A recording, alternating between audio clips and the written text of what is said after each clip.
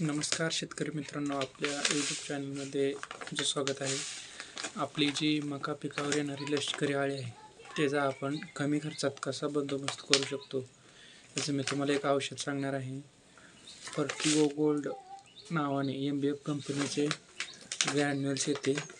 ते तुम्हाला काय करायचं आहे, मकाच्या पोग्यात थोडं थोडं टाकायचं आहे, चिमट चिमट टाकायचं आहे.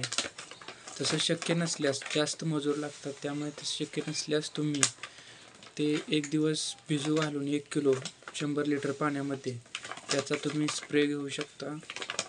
त्याचा एकदम खास रिझल्ट आहे, तुम्ही वापरू शकता.